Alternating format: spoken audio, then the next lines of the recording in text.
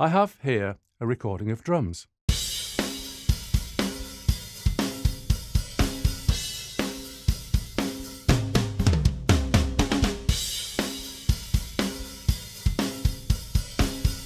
So there's a nice tom fill right in the middle of it. Let's have a listen to that again. What you sometimes might want to do with the tom fill is make it even more exciting than it is already. And one way you can do that is by adding reverb to the toms. So that is exactly what I'm going to do. Firstly though, I want to have a little listen to the toms track just by itself. So I solo it and play it.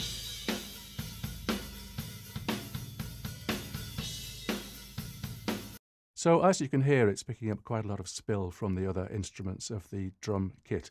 In this instance, it doesn't sound so bad. I've certainly heard plenty worse than that. So it wouldn't be too much of a problem in the context of the mix of the drums. But just for the purpose of illustration, let's see what the sound is like without that tom mic.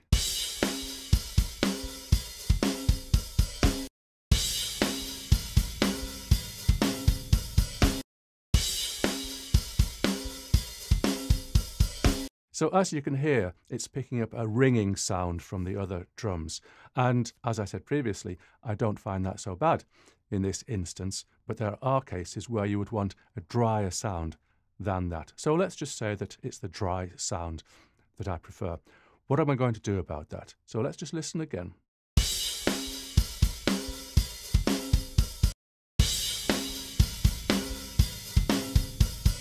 So I need to get rid of the tom mic when the toms are not playing, and that's a simple matter of just deleting it, like that. I could have used a gate plugin, but it's more precise and surgical to use editing. So let's listen to the toms track, because I need to make sure that the beginning of that is clean. That's not quite as clean as I would like it, actually, because I like things to be correct, so let's try it like that. Let's go back a bit. Okay, that's what I want to hear. And okay, so I need to know where the end of the tom fill is. So I'll say it ends just about there where the other instruments start to come in. So I'm keeping as much of the tail of those tom drums as possible, but I'm cutting off the other instruments. So I split that there, and then I can highlight that and delete it. Then I need to play it just to see how clean the end is. Well, there's a click there, so what I'll do is various ways I can do this, but one way is like that. So that's nice and clean now. So we listen to the tom fill. So having done that, let's listen to the whole of the drum track.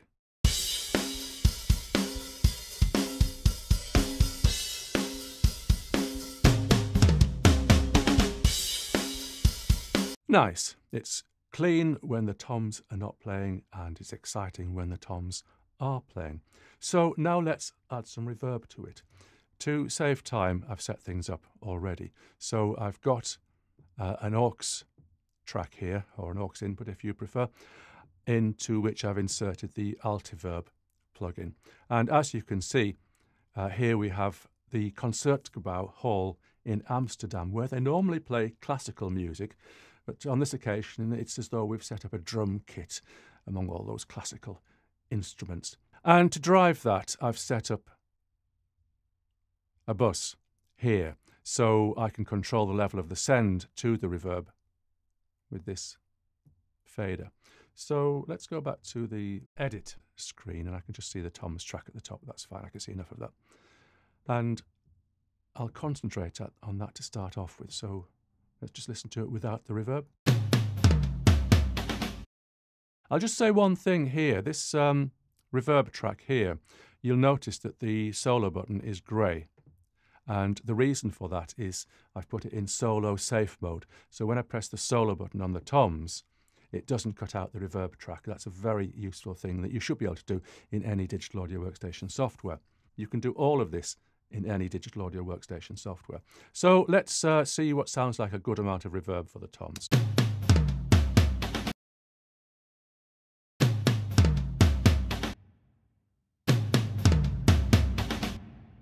think we're getting too much now. Okay, that is too much. It's somewhere around here.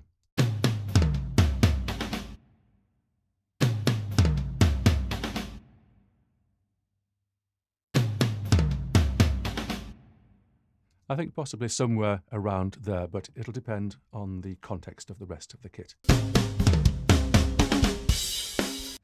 I think it could stand a bit more. I think round about there, and if the rest of the instruments of the band were playing, it could possibly stand even more than that. So let's play it through and see what we've got.